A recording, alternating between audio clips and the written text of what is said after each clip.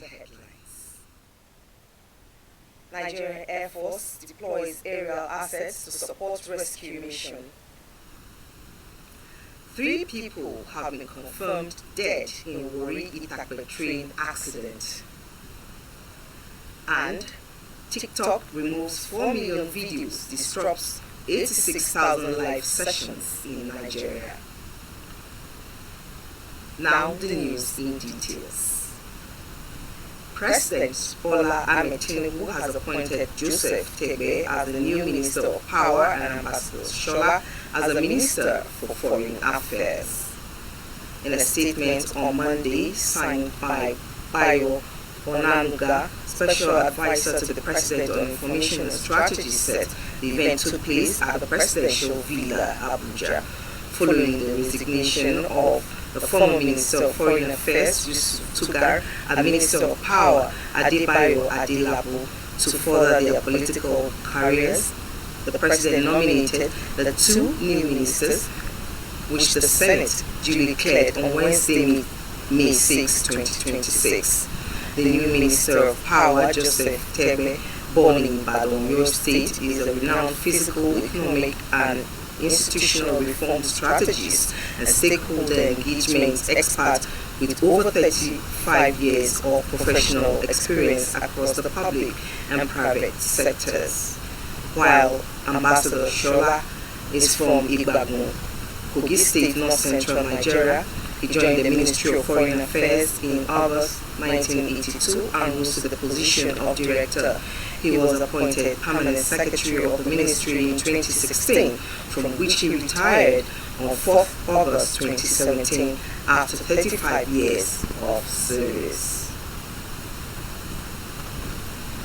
Former Minister of Humanitarian Affairs, Disaster Management and Social Development, Sadiya Umar Farouk, has asked the Federal High Court in Abuja to set aside her arrest in an alleged fraud case filed by the Economic and Financial Crimes Commission, EFCC, recalling that in April, a Federal Capital Territory FCT High Court in Akko, Abuja, issued an arrest warrant against the former minister.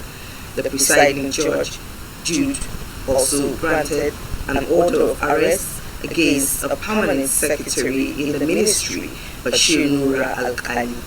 The other was granted following an application by the EFCC after the defendants failed to appear in court for the scheduled arraignment on Thursday. At the resumed proceedings on Monday, Sadiya Farouk was absent from court again, while Ali and Sani Mohammed, the second and third defendants, were present. The defendants are facing a second count charge bordering on alleged misappropriation of public funds. In his submission, Okpesheyi urged the court to set aside the warrant of arrest issued against his client, Sadiya Farouk Umar, until she is fit and able to appear before the court. The Nigerian Air Force (NAF) has deployed aerial surveillance assets to support the ongoing search and rescue operations to secure the release of teachers and pupils adopted from Yawata and Iro Esenele communities in Uriri local government area of Oyo State. The development was disclosed by the Governor of Oyo State, Seyi Makinde, during a courtesy visit by delegation representing the Chief of Air Staff, Sunday Anike, led by Air Officer Commanding Logistics Command, Abubakar Sule, at the Government House in Oyo State.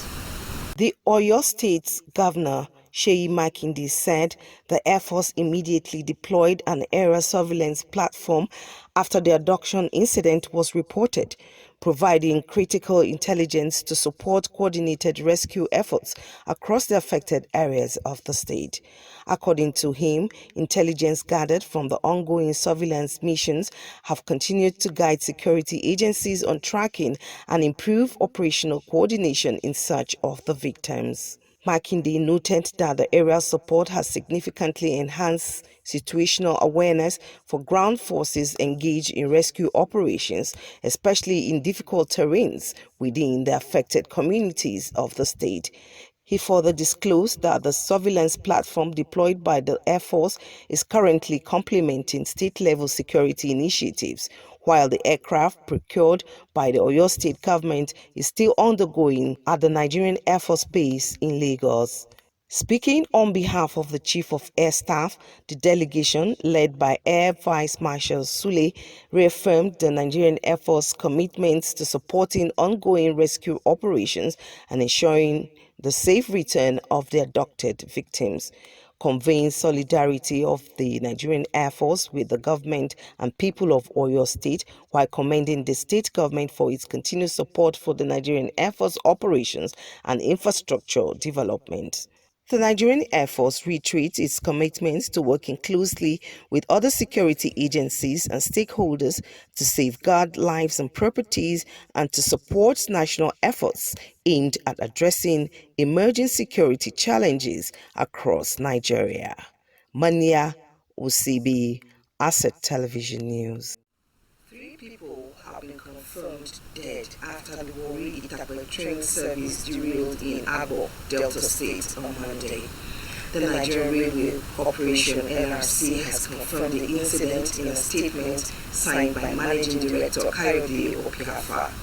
Opiafa said the corporation is monitoring the development about the incident and a detailed statement will follow as more information becomes available. The Warri Itakpe train line is a key passenger and freight route linking Delta States and Kogi States. We'll now take a short break and we'll return more stories.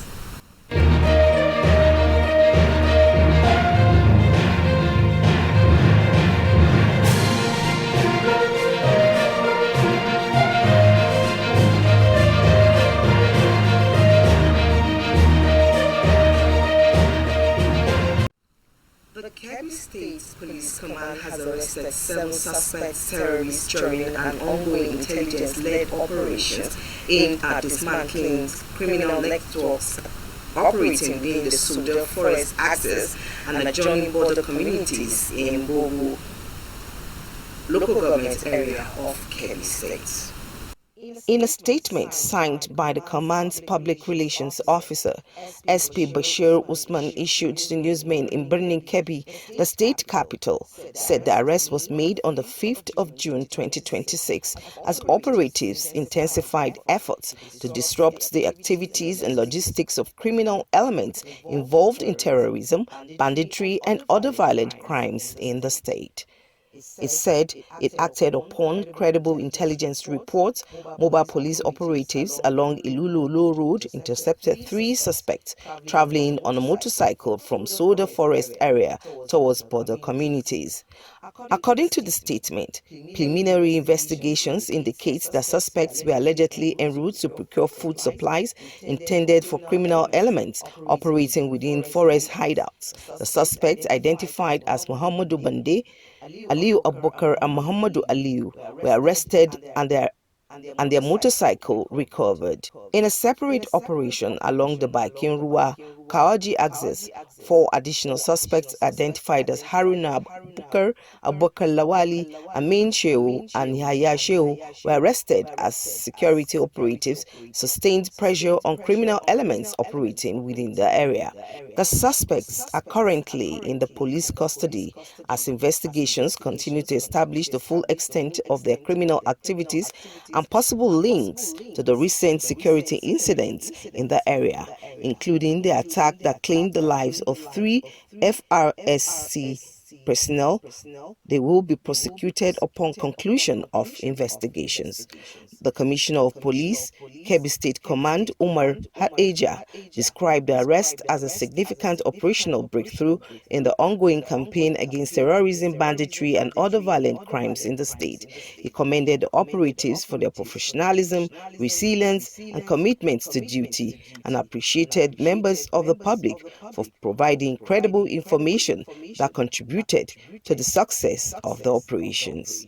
He assured residents of the command's unwavering commitment to sustaining intelligence-driven operations aimed at dismantling criminal networks denying criminal freedom of movement and restoring lasting peace and security across affected communities.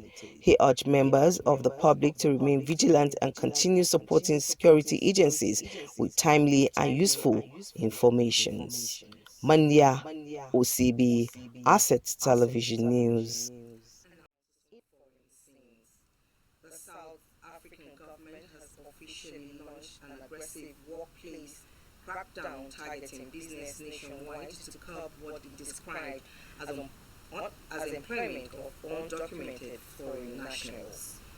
Following a televised address by the South African President Cyril Ramaphosa, authorities have activated a coordinated workplace crackdown involving the Department of Home Affairs, DHA, the Department of Employment and Labour, and the South African Police Service SAPS to ensure absolute compliance with national labour laws.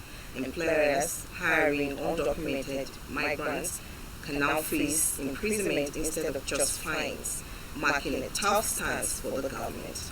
A broader enforcement package includes the setup of special courts to expedite deportation cases and to deploy 10,000 labour inspectors for workplace checks. The announcement comes amid growing political and social tensions over unemployment and political frustration linked to immigration pressures. Ramaphosa also addressed a rising anti-foreigner sentiment, warning against xenophobia and discrimination while stressing that South Africa's identity has been shaped by migration. Some analysts suggest that resurgence of anti-migration sentiments in South Africa could be linked to local election schedules for November 2026. The measures arrive amidst a sharp rise in anti-migrants protests, xenophobic attacks in South Africa. Currently, several anti-migrant mob groups have been conducting door-to-door campaign to give migrants ultimatums to leave South Africa.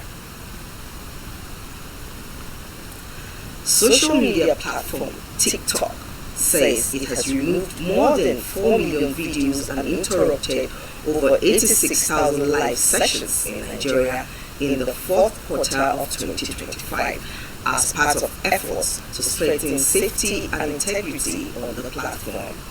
It noted that the platform removed 4.02 million videos in Nigeria for violating its community guidelines during the period under review.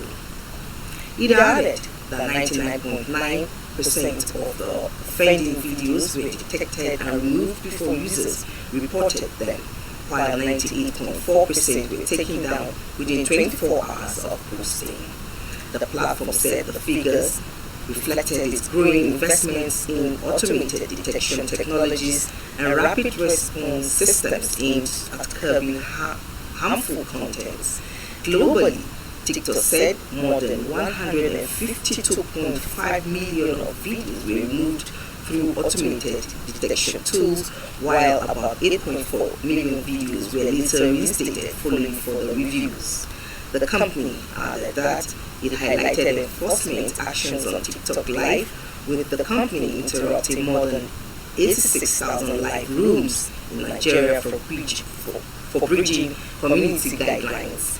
According to the company, said the warnings are designed to educate creators and enable them to correct content that may breach platform rules. TikTok also reaffirmed its commitment to providing safe digital technologies with expertise of thousands of trust and safety professionals worldwide. And that's the size of our package at this hour. Do well to join us on all our social media handles for more news updates. On behalf of the news crew, I am Manya OCB. Many thanks for watching.